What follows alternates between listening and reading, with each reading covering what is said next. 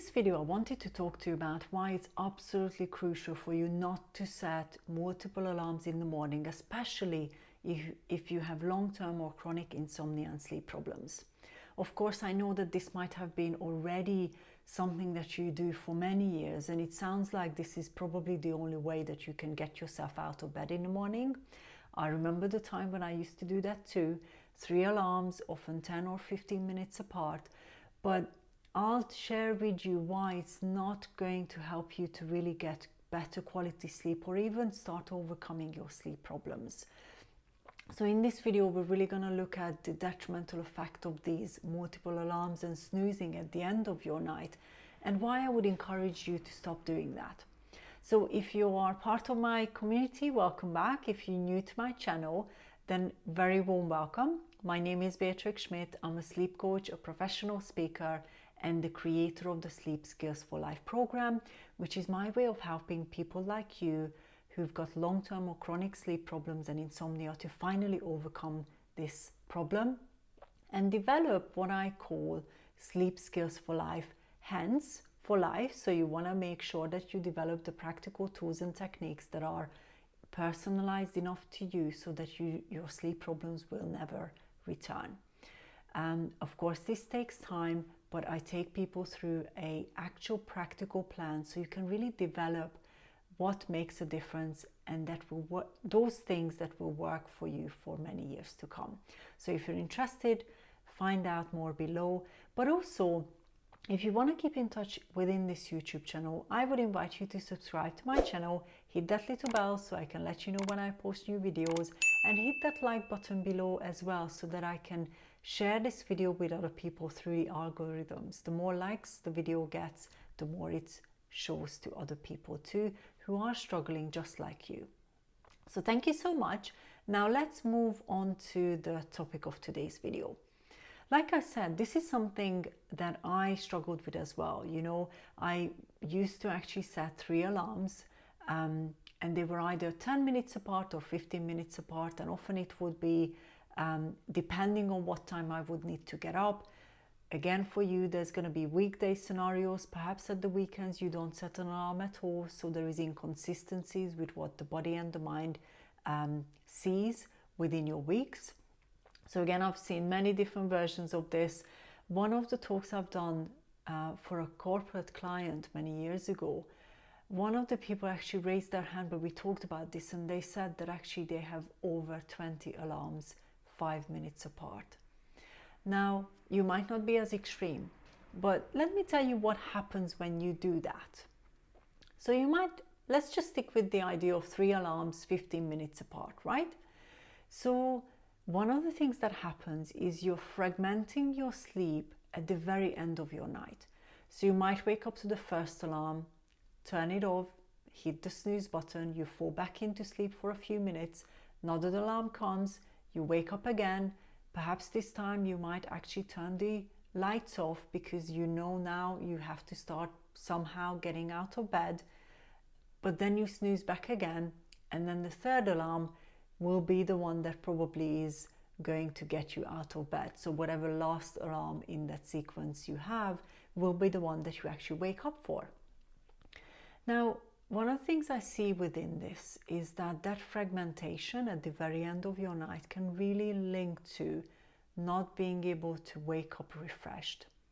Sometimes, even if you struggle with either falling asleep or you wake up in the middle of the night a bunch of times, having that fragmentation at the end can really affect how you feel, how energized do you feel.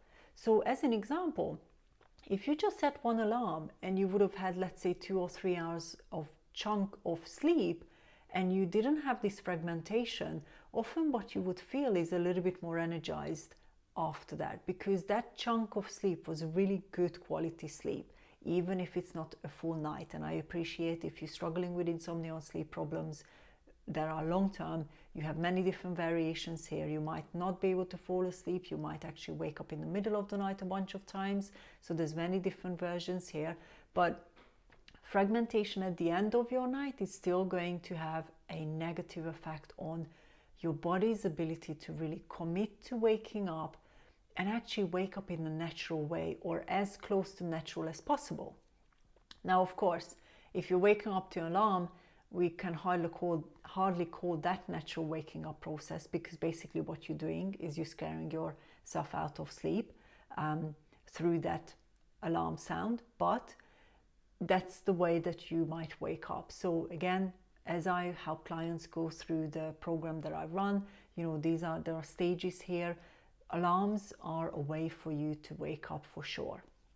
Now, what I would invite you to do instead, now that you know that fragmentation isn't a good thing, is to commit to one alarm. Now, I know you might have already tried this, but there is a difference between trying and actually setting yourself up for doing it, which means commitment. So the night before, when you are setting your alarm, or you might have an automated alarm set already, I want you to really set that intention that when my alarm goes in the morning, I will actually wake up for it. And you just set one. So one alarm, let's say at the latest time that you have to get out of bed. So for me, it used to be 6:15, 6:30 and 6:45, or 6:30, 6:45, 7 o'clock. So the latest in this example would be 7 o'clock. So now I'm actually choosing 7 o'clock as that latest alarm. Because what that means is you're going to let your body sleep till the alarm and use the time you have, so that you're not going into this fragmentation at the end.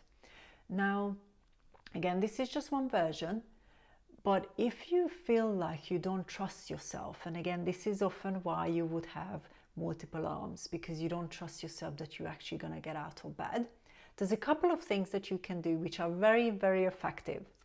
Number one, move the phone or whatever you have as an alarm. Most of us use our phones. Move it away from your bed.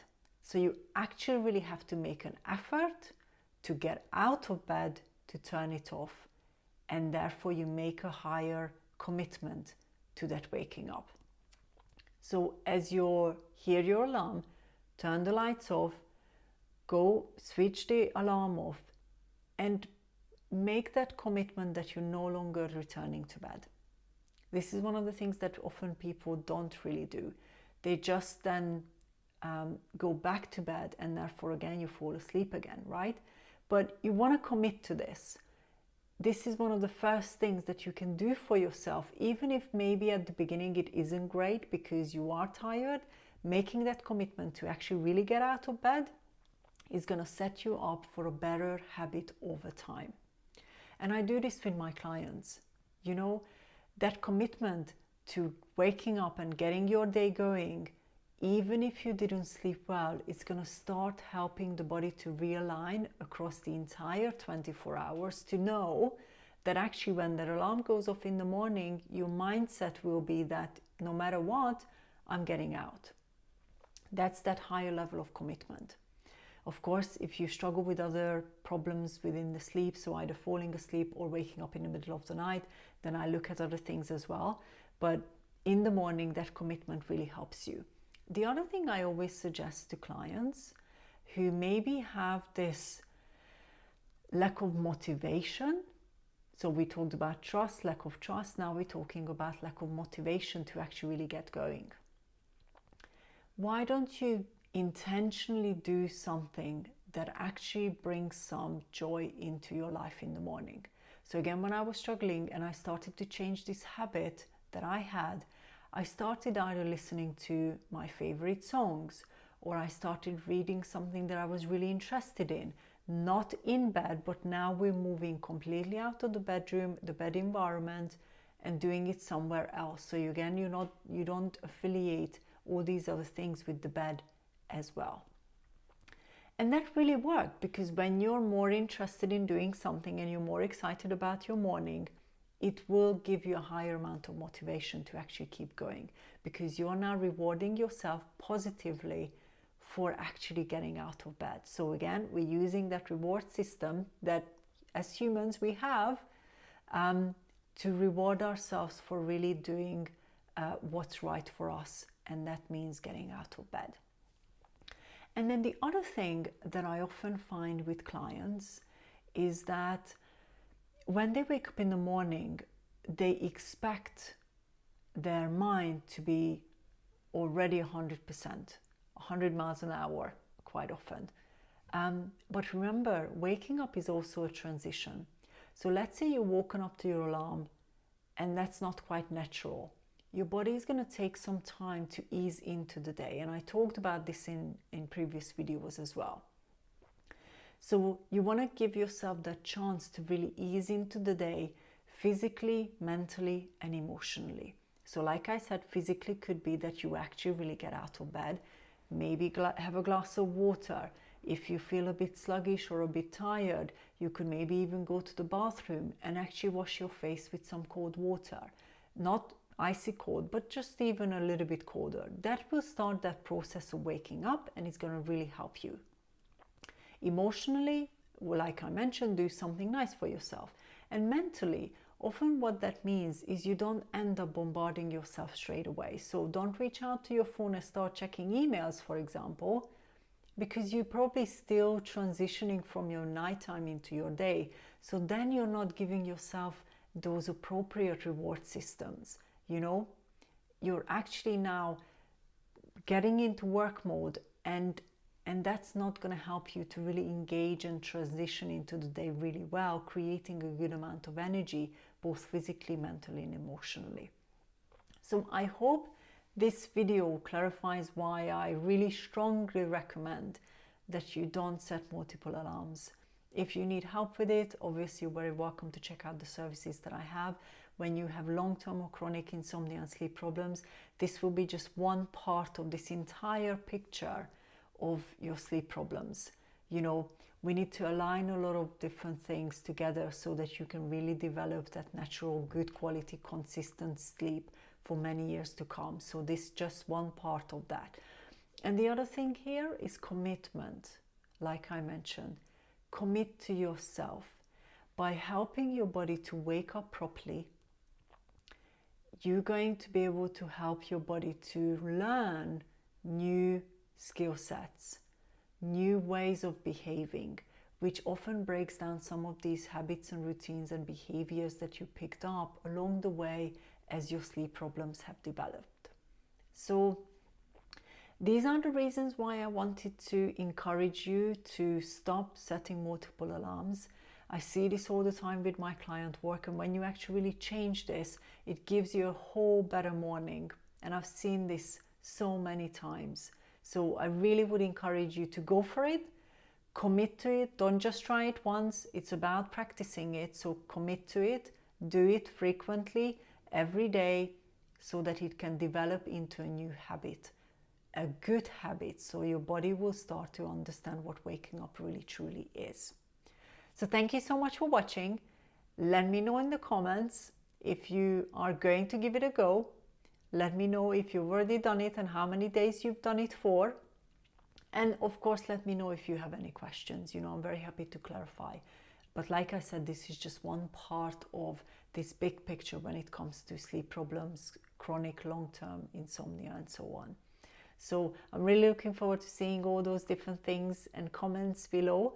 And make sure you subscribe, make sure you hit that little bell so I can let you know when I post new videos, and hit that like button too, so we can share this video with more people who are also struggling with this problem in the very first part of your morning. So thank you, and I'll see you in the next video.